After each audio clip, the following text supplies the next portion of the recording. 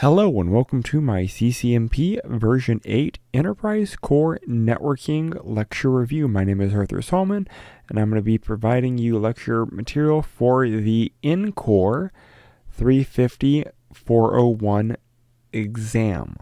So this is going to be several video lectures covering the individual modules or lessons for the CCNP material. So let's jump in and let's see what we can do. Chapter 18, Wireless Infrastructures. So in this module, we're going to be looking at wireless topologies, pairing our lightweight WAPs with our wireless LAN controllers, and we're going to be talking about wireless antenna coverage. We're going to be looking at a good amount of information about antennas. So let's go and jump right on in. So again, wireless LAN topology, that's going to be a WLAN, wireless LAN, and that's going to be all of the components that make up the topology of that wireless connection. Again, looking at how to build the topology, having access points work together, again, way outside the scope of a single AP. So if we're talking like a stadium wireless, that's kind of where we're heading, but we're not really talking about that. This chapter will discuss the types of antennas. We'll discuss how we connect our access points to provide coverage in various purposes, not all of them. So again, we're going to be keeping them in line of smaller deployments. We're also going to look at lightweight access points discovery and how to join the WLAN controller for an enterprise network. Again, not talking stadium wide, not talking airport wide. We're just going to talk about enterprise wide because the enterprises are typically a little smaller than a massive stadium or airport that would have its own distinct characteristics. So, AP modes. The big two that Cisco's AP modes operate in, autonomous and lightweight. Autonomous, self-sufficient, standalone single units.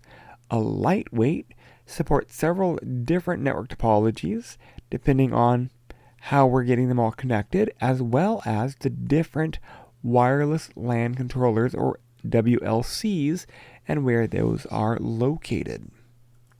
So let's dive into the autonomous one. So here's an autonomous topology. You're going to notice our traditional core distribution access layer, and then each access layer is going to have a standalone access point.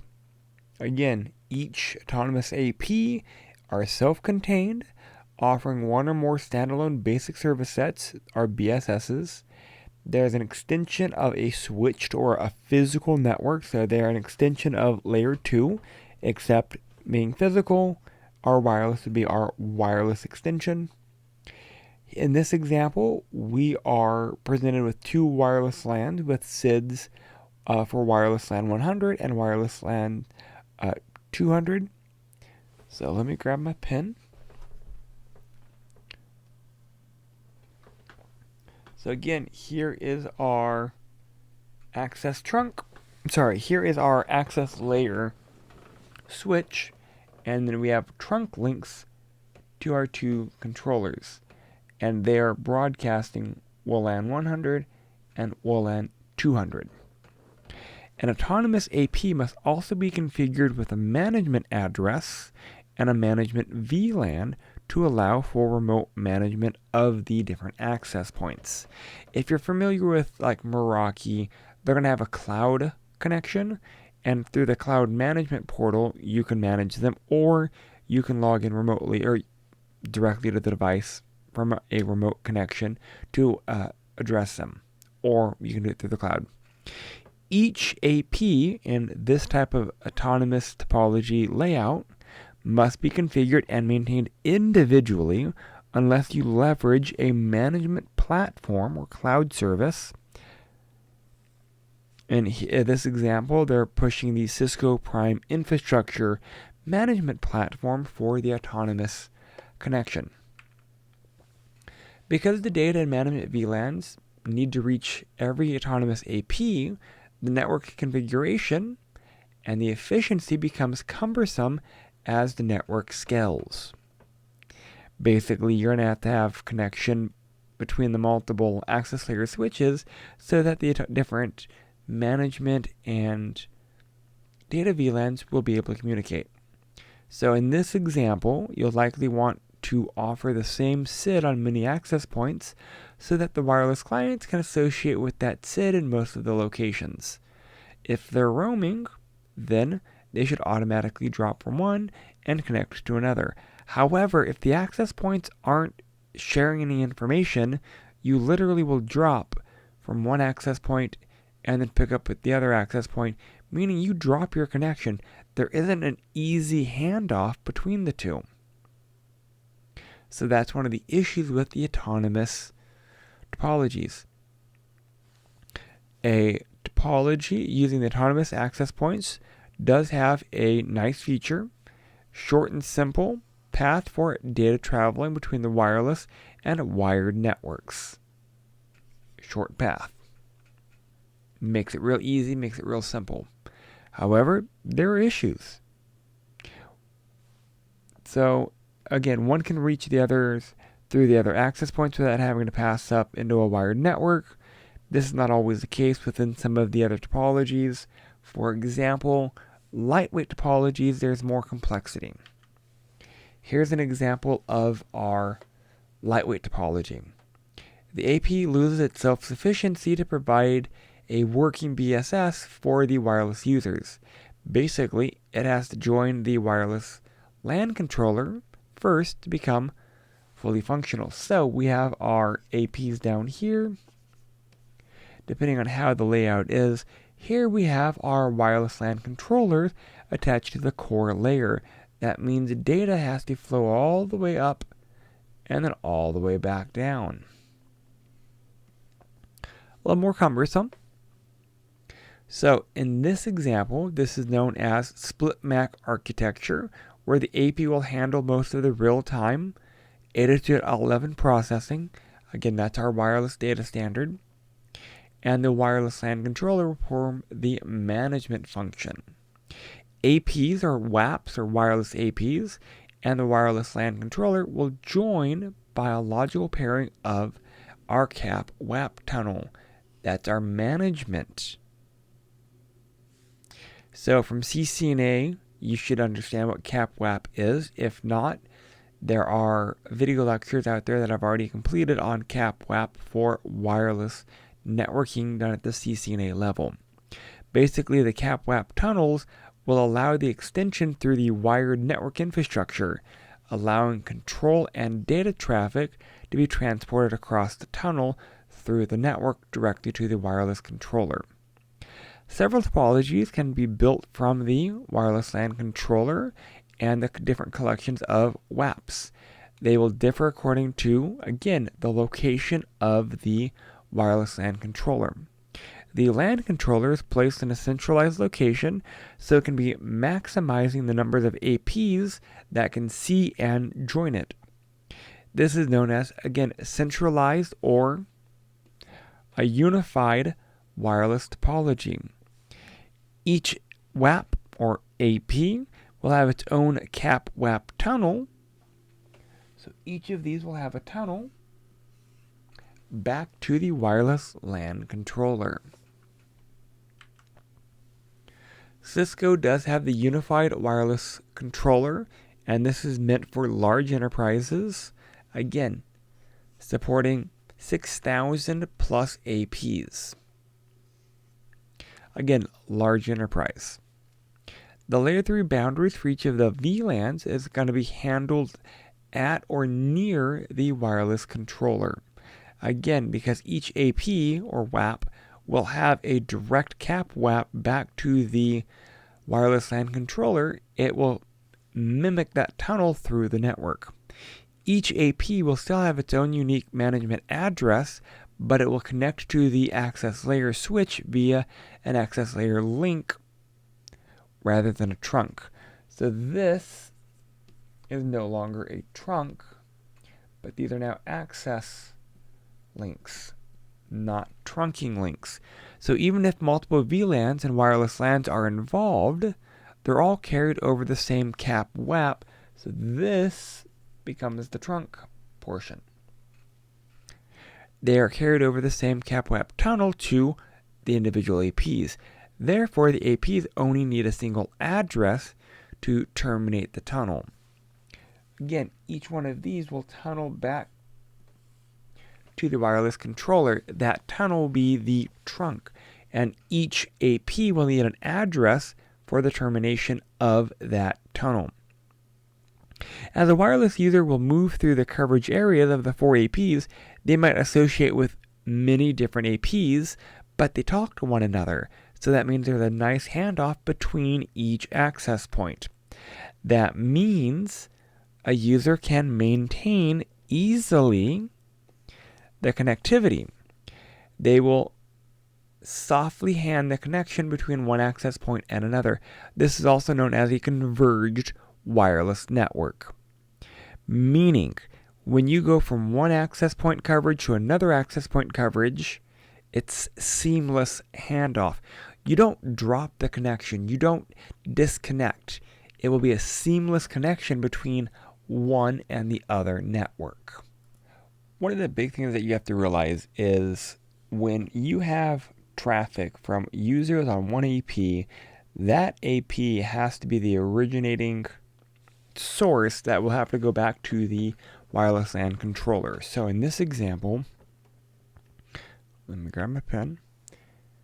In this example, we have users here. They have to go through this cap WAP and return back to this one. As they migrate to a different access point, this tunnel, this will have to be the originating address. So the length of the tunnel path can be a great concern for these types of access points. The round trip time, RTT, between the AP and the controllers need to be relatively small.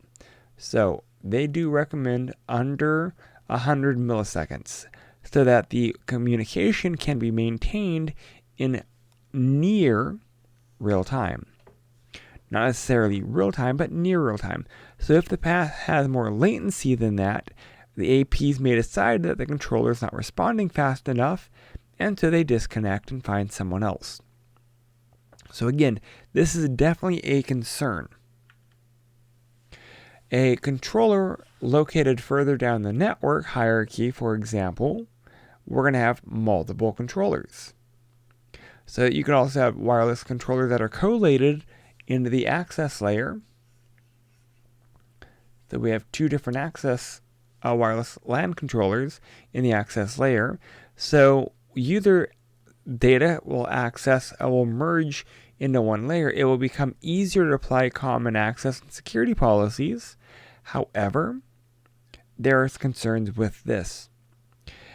Note that each AP will connect to the access switch for the connectivity as well as the split MAC functionality so that the cap WAP tunnel becomes really short. That does, however, mean the two wireless controllers are going to have to share a connection back and forth.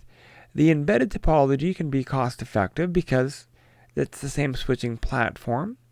Ideally, each access layer switch will have its own embedded wireless LAN controller. A Cisco embedded wireless LAN controller does support, several hundred access points.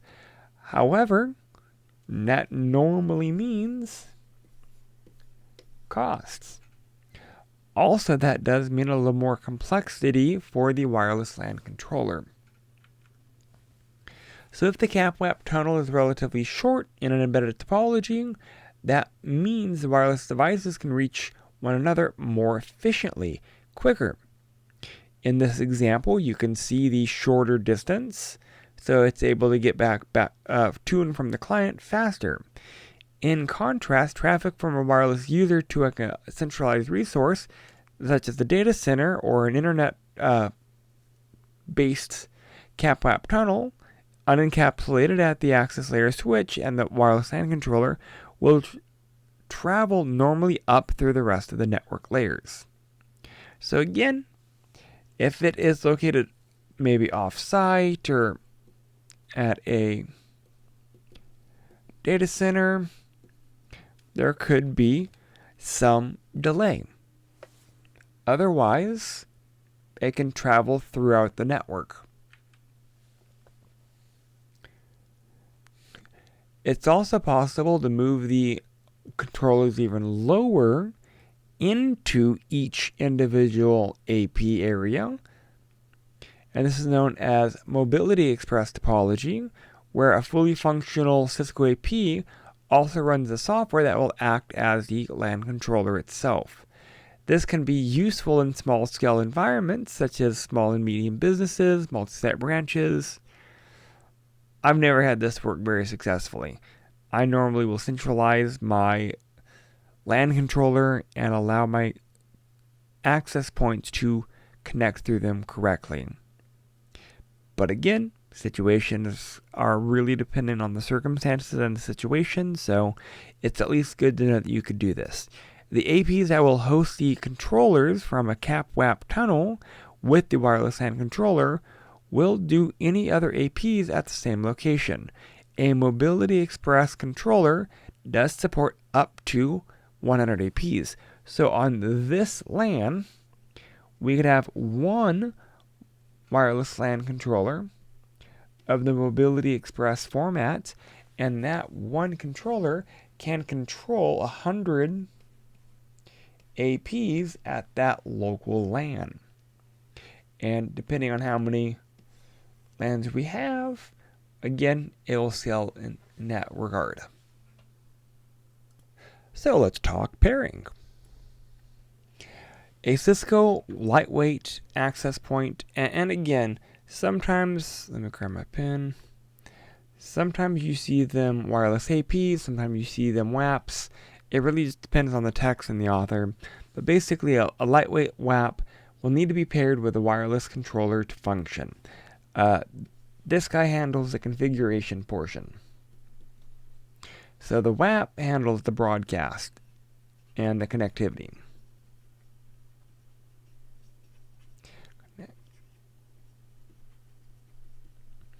But without the configuration, the connectivity doesn't mean anything. Each WAP will need to discover and bind itself to the controller before the clients can actually connect anything. Again, the WAP has to connect to the configuration portion so it can pull its configuration. What is it broadcasting? What security is there? What controls are there?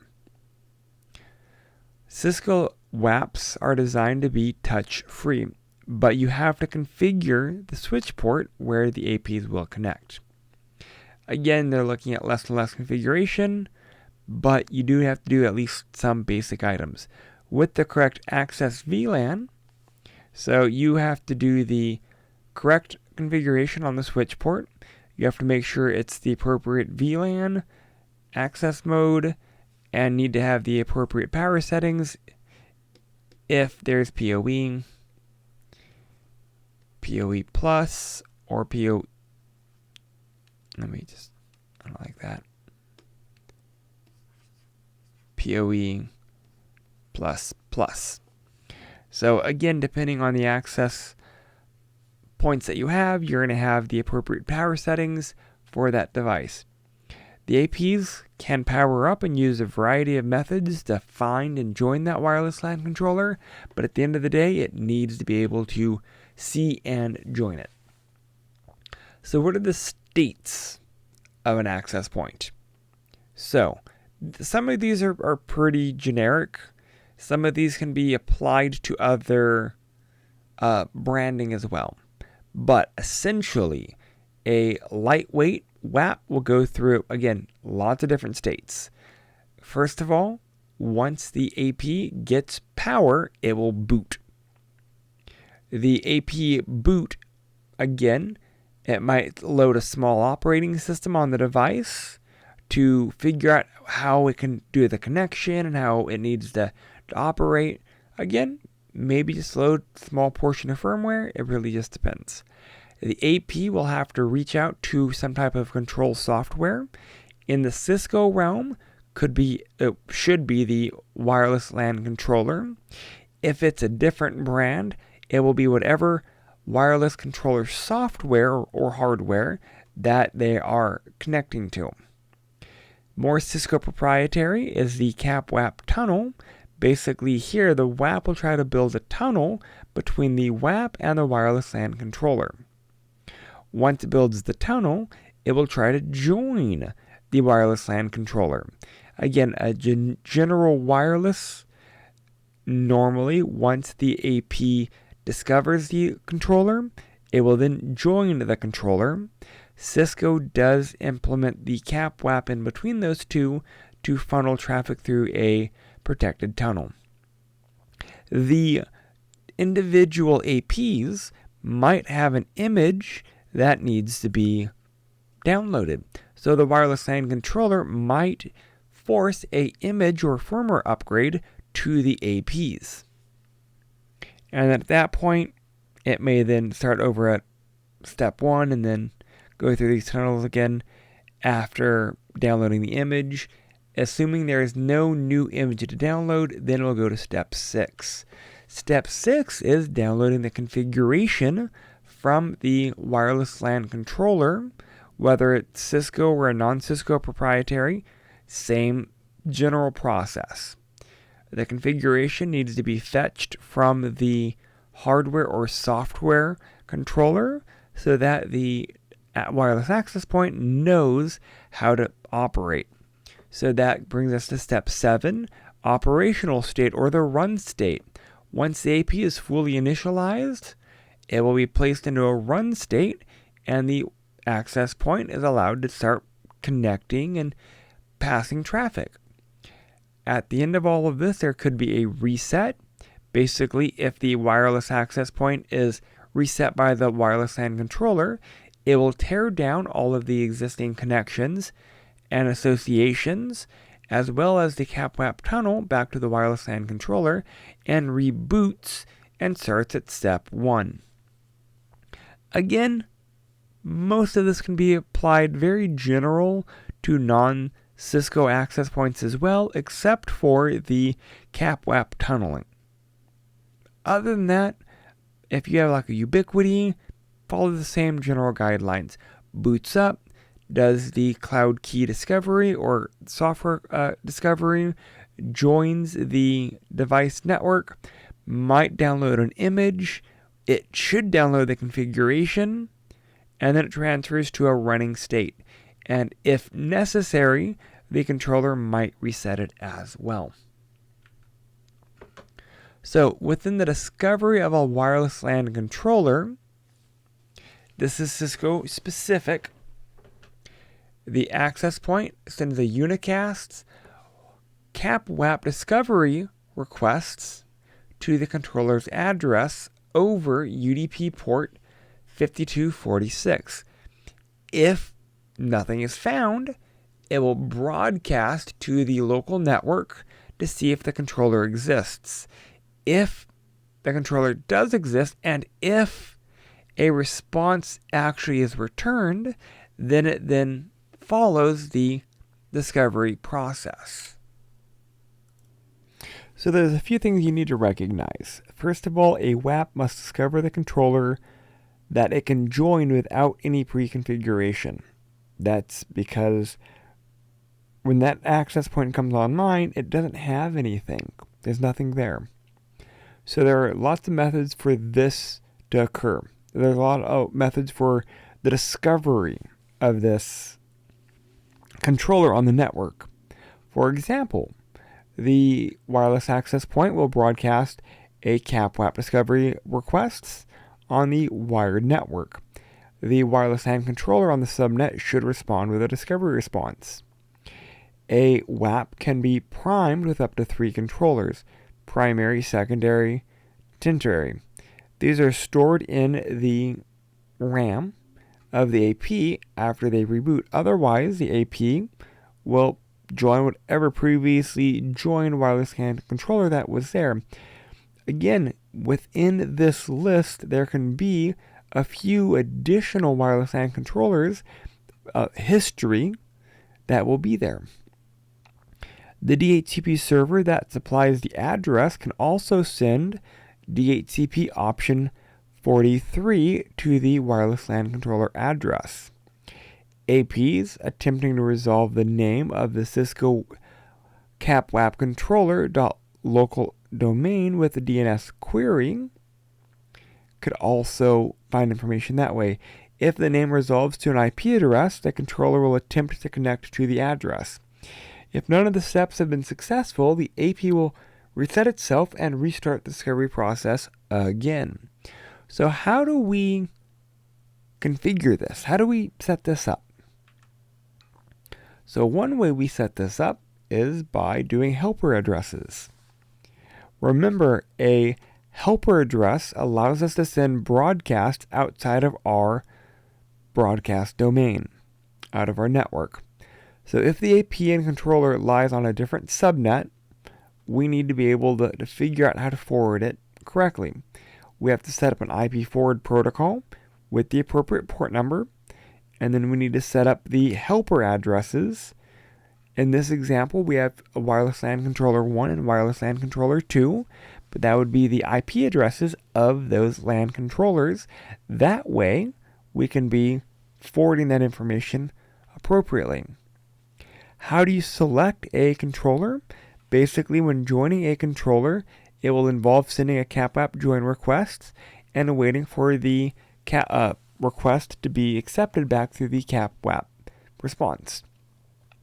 From that point on, the AP and wireless controller will build a layer 2 secure tunnel between the network, and it will be that CAPWAP control message.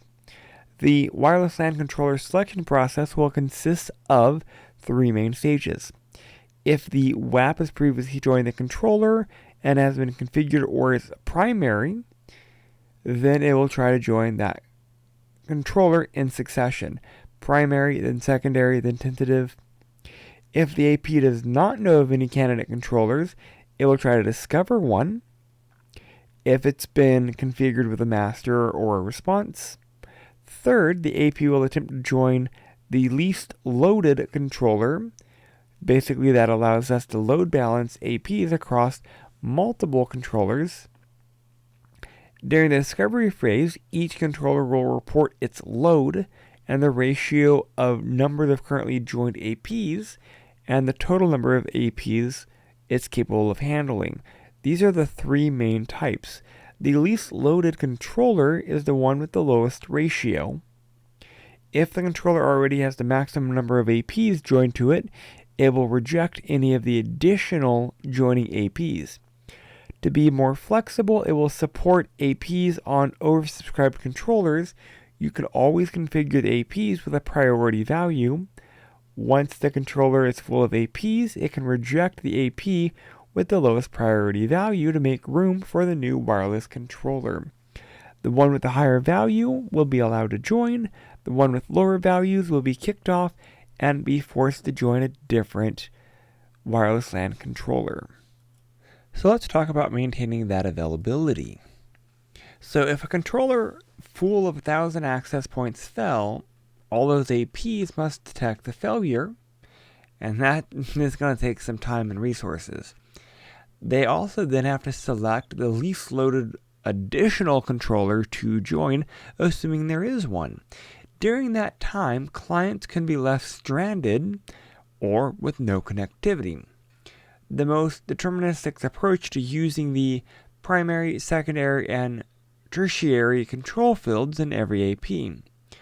Basically, once the APs join the controller, it should be able to send keep alive messages to the controllers over the infrastructure.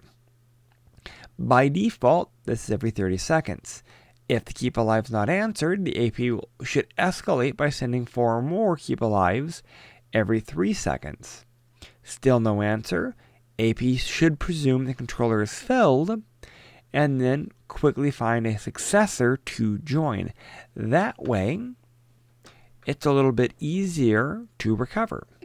Using default values, the AP can detect a controller failure in 35 seconds using minimal values.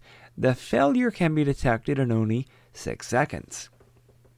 Again, when we're looking at our controllers setting up and supporting high availability, things with stateful switchover. Again, here we're going to use the SSO in the form of stateful switchover for SSO, not single sign-on. This builds redundancy.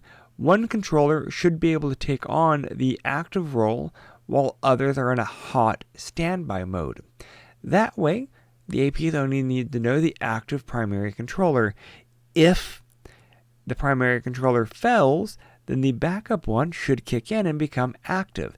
That way, all of the APs will then join the appropriate active controller, or the primary controller in that example. The active unit will keep a CapWAP tunnel, the states, the client states configuration, and image files all in sync with the active and the hot standby. The active controller will synchronize the state of each associated client in the running state with the hot standby controller. If the controller fails, the standby is already having all the current information and will make failing over quicker and transparent to the end user. For the wireless LAN controller, you can configure the WAPs to operate in one of several modes: local, monitoring, flex connect, sniffer, rogue detector. For local, the default lightweight mode will offer only one or more functional BSSs on a specific channel. For monitor, the AP will not transmit at all, but it receives and is enabled to act as a dedicated sensor. Flex Connect, the APs will act at a remote site and can locally switch traffic between SIDs and VLANs, and the CapWAP tunnel if it's down. The sniffer, basically the AP will detect its radio to receiving wireless traffic from other sources, much like a sniffer or packet capture device. The capture traffic is then forwarded to a PC running the analyzing software. Similar to Wireshark, but instead of it being done on a local link, it will be done on a wireless network. Rogue Detector will basically be an AP that will dedicate itself to detecting rogue devices by correlating MAC addresses heard on the wired network. We also have things like Bridge, FlexBridge, and SE Connect. A bridge basically is a WAP that becomes a dedicated bridge, a point-to-point or a point-to-multipoint between multiple networks. A FlexBridge is a Flex Connect operating that is enabled on a mesh AP setup. An SE Connect is basically the AP dedicates its radios to spectrum analysis on all wireless channels, so you can remotely connect a PC running software like Metagreek or Cisco Spectrum to the AP to collect and analyze the spectrum analysis data to discover sources of interference. Again, APs normally are in local mode when it provides BSS activity and allowing clients to associate with that wireless LAN. However, when APs are configured to operate in the other modes, that's there. But if it's other modes, the local mode and the BISs will be disabled. So you do need to keep in mind which operational mode, what's the situation that you're trying to use that AP in. That will then dictate the mode that you want to operate in. Oftentimes, local mode is the mode you want to operate in. However, there are cases for other modes. So let's look at leveraging the appropriate antennas for coverage. One type of antenna doesn't fit everything. Antennas come in many sizes, shapes, and they all have their pros and cons. So we're going to go over different types of antenna types. So that means we need to look at things like its radius pattern.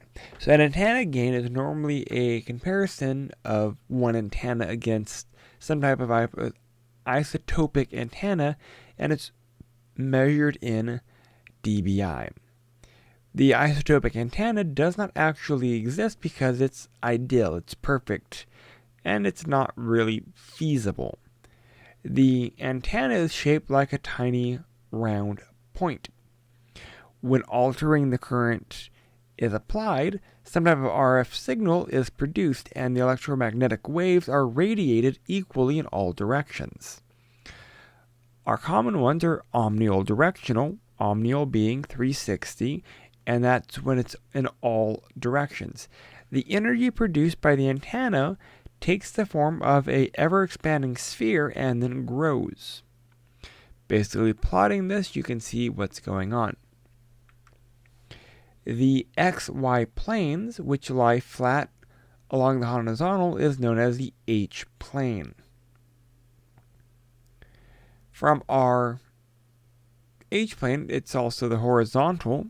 Let me grab my pen.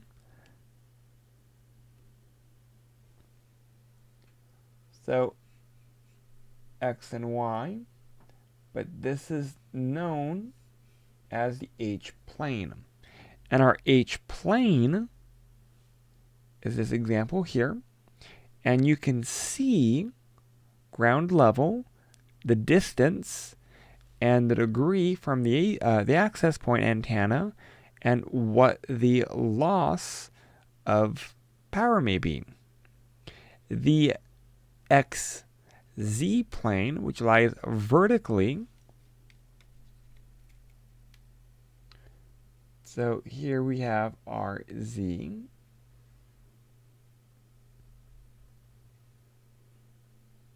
This is known as the E plane. So this is our E plane. And again, we get the same type of elevation. So the outmost circle usually represents the strongest signal strength, and the inner circle represents the weakest signal strength. The antenna is placed at the center of the polar plots. So as we're deciding where to place the AP in their actual locations, you might have to look at various antenna patterns to figure out what's going on. Again, not all antennas are the same. First of all, we have a directional that kind of goes in one direction. We have an omnidirectional, which kind of goes 360. And an isotopic, which is, again, that perfect sphere. So let's talk about gain. Antenna amplifying or adding the signal, that's typically gain, by shaping the RF energy as it propagates into free space. The gain of the antenna is measured basically how effective it can focus that RF energy in a specific direction. So again, here we are directing our antenna. So our transmitter may be here, or it could also be here in the middle, and we are broadcasting directional on either side. With a omnidirectional, antenna is in the middle, and it propagates all sides. The gain is lower for omnidirectional antennas, which are made to cover wide areas, higher for directional antennas, which are built to cover more focused areas. Again, directional, we have two giant circles. Directional normally is focused in one area. The gain is typically not indicated on either the E or H plane, and the radiation pattern blocks. The only way to find the antenna gain is to look at the specifications from the manufacturer. Again, not all antennas are the same. So we also have what's known as the beam width. Many manufacturers will list the beam width of an antenna as a measurement of focal connection. And you'll normally see it like something like this. So the beam width is kind of the width of the antenna signaling.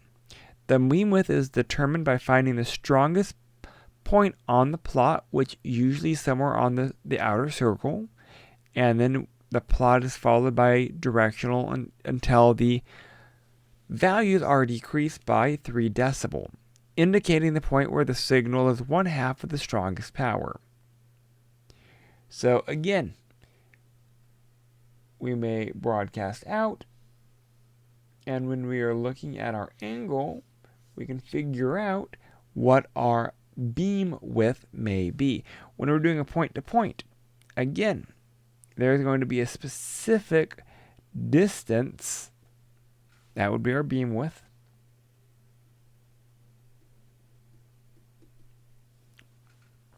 For our antennas. Again, normally for this, we are looking at the antenna, and we are doing some measurements to figure out the appropriate beam width for a specific situation or circumstances. We also have what's called polarization, which is basically when a wave has two components, the electrical and the magnetic areas. So the electrical portion of the wave will always leave the antenna in a certain orientation. So again, here's our vertical, here's our horizontal. Vertical is up and down, where our horizontal is more side to side.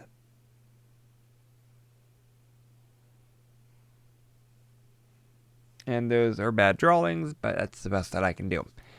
Antenna polarization at the transmitter must match the polarization at the receiver. So being able to send the data wirelessly where the signal form is going to stay the same is kind of important. That is where the electrical field wave orientation comes into play. And again, that's the polarization of the antenna. Here's a perfect example for our omnidirectional antennas. There is a specific structure to how that antenna is sending out data. So equal propagation is kind of crucial. In this example, again, we're looking at, I worded too quick. We are looking at our omnidirectional. So it looks more like a donut, but this actually will give us the appropriate propagation, and we should be able to get the receiver to receive what we are sending out. This type of antenna is well suited for broad coverage for large rooms or floor areas where we have the antenna located at a centralized point. It makes no sense to have this type of antenna on an exterior wall, because then we're going to be broadcasting into like the parking lot, for example. A common type of omnidirectional is a bipole. That will allow us to send data multiple directions. The bipole has two separate wires that radiate the RF signals when alternating current is applied to the antenna.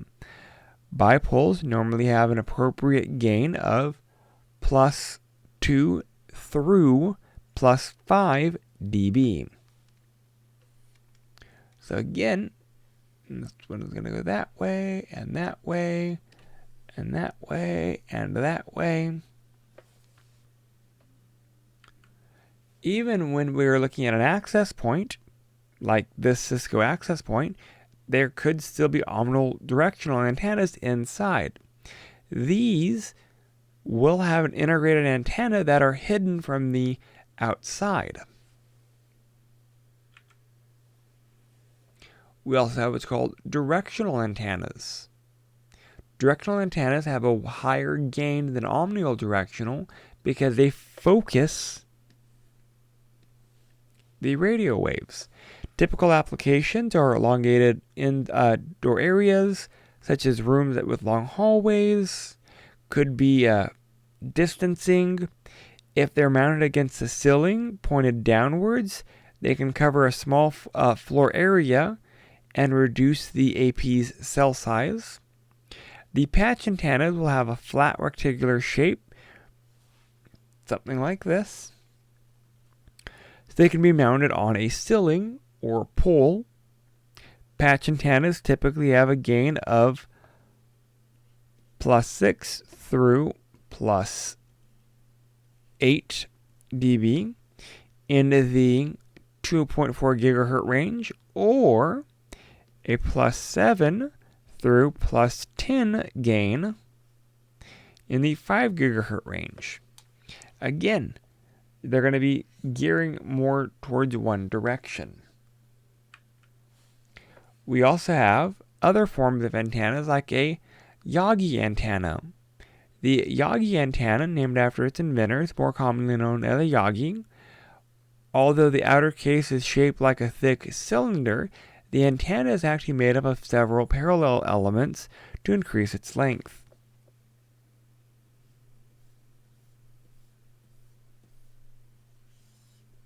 So it can go the distance. The Yagi will produce a more focused egg-shaped pattern in a given direction.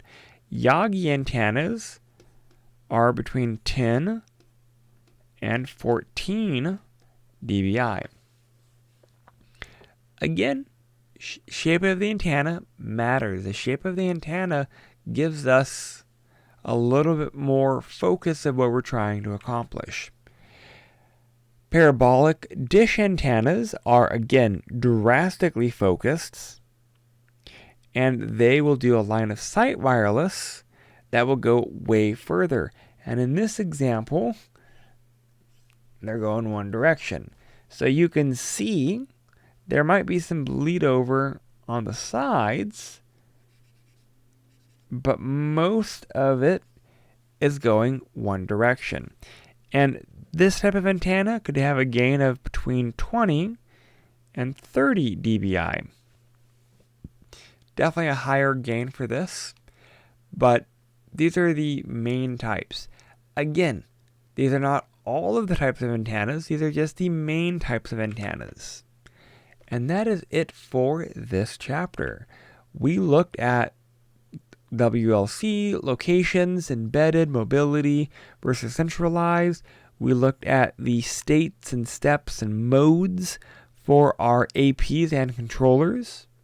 We also looked at our antenna types. We also looked at things like autonomous and other forms of APs. We looked at beam width, cap WAPs, deployment types, antenna types, plotting types, antenna types, patch antennas, parabolic antennas, omnidirectional antennas, and so forth. And that is the end of this chapter.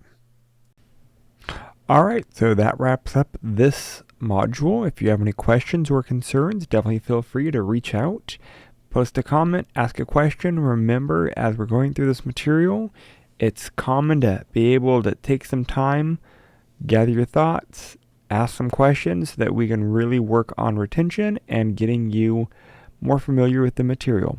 Thank you.